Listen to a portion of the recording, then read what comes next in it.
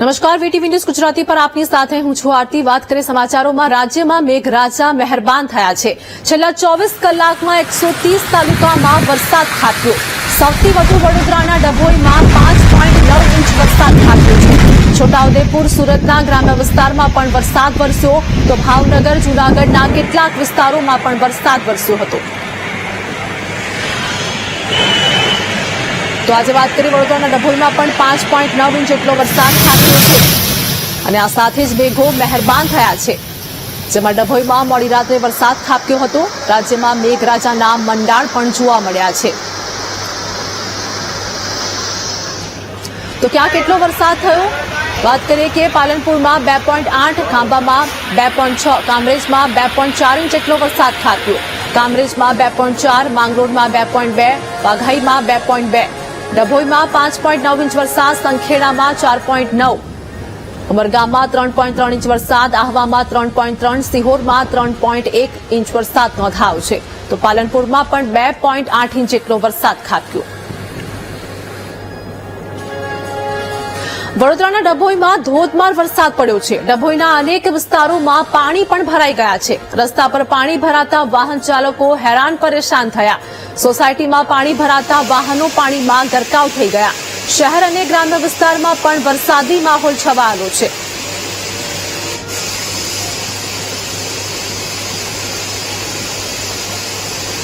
બનાસકાંઠાના પાલનપુરમાં ગઈકાલ રાત્રે ભારે પવન સાથે વરસાદ વરસ્યો હતો। માત્ર 2 કલાકના સમયગાળામાં 1.5 ઇંચ જેટલો વરસાદ ખાબક્યો છે। જૂના બસ સ્ટેન્ડ, કીર્તિસ્તંભ સહિત નીચાણવાળા વિસ્તારોમાં જળભરાવ થયા। રસ્તાઓમાં પાણી ભરાઈ જતા વાહન ચાલકો અને રાહદારીઓ પણ હેરાન પરેશાન થયા છે।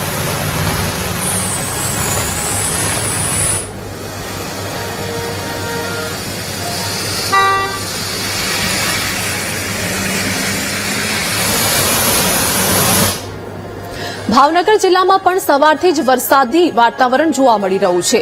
કાળિયાબીડ, વિરાણી સર્કલ, આતાભાઈ ચોકમાં પણ વરસાદ ખાબક્યો। રૂપાણી સર્કલ સહિતના વિસ્તારોમાં પણ વરસાદ ખાબક્યો। વરસાદને લઈને વાતાવરણમાં ઠંડક પ્રસરી છે। અસહ્ય ગરમી અને બફારામાંથી લોકોને રાહત મળી છે।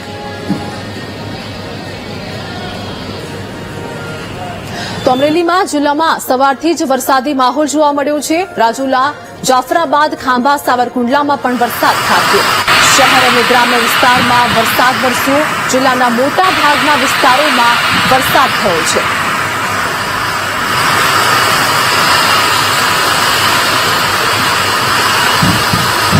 ગીર સોમનાથના ગીરગઢડા અને ઉના તાલુકામાં વરસાદી માહોલ સર્જાયો છે। ગીરગઢડા તાલુકાના અનેક ગામડાઓમાં વરસાદ વરસ્યો છે।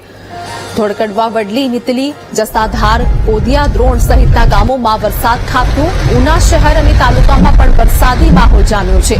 તો ઉનાના કંસારી, ભાચા, બાવરડા સહિતના ગામોમાં પણ રાતથી જ વરસાદ શરૂ છે। વરસાદના આગમનથી ખેડૂતોમાં ખુશીનો માહોલ પણ છવાયેલો છે।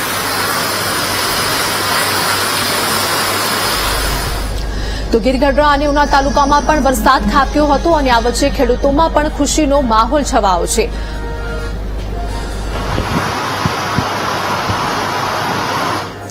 રાજકોટ જિલ્લાના ઉપલેટામાં મેઘરાજાની સવારી પહોંચી। ઉપલેટાના ગ્રામ્ય વિસ્તારમાં વરસાદ વરસ્યો છે। વીજળીના કડાકા ભડાકા સાથે મેઘરાજાનું આગમન થયું। ગઢડા, મોજીરા, ખારચિયા સહિતના ગામોમાં વરસાદ ખાબક્યો। વરસાદ વરસતા ખેડૂતોમાં ખુશીની લહેર પણ જોવા મળી છે।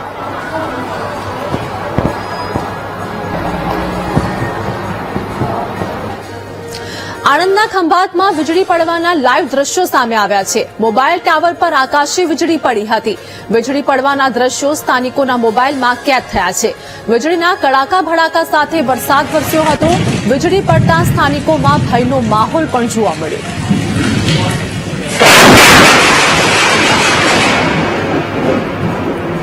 તો આ લાઈવ દ્રશ્યો સ્થાનિકોના મોબાઈલમાં કેદ થયા હતા। વીજળી પડવાના લાઈવ દ્રશ્યો સામે આવ્યા છે અને સ્થાનિકોમાં ભયનો માહોલ પણ જેમાં મોબાઈલ ટાવર પર વીજળી પડી હોય તે દ્રશ્યો સ્થાનિકોએ પોતાના મોબાઈલમાં કેદ કર્યા હતા।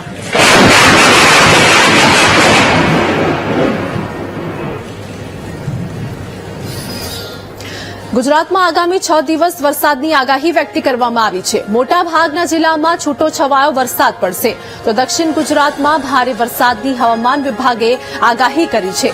સૌરાષ્ટ્રમાં પણ ભારે વરસાદ પડે તેવી શક્યતા છે. 40 થી 50 કિલોમીટરની ઝડપે પવન ફૂંકાય તેવી પણ સંભાવના છે. માછીમારોને 3 દિવસ સુધી દરિયામાં ન જવાની પણ સૂચના આપવામાં આવી છે.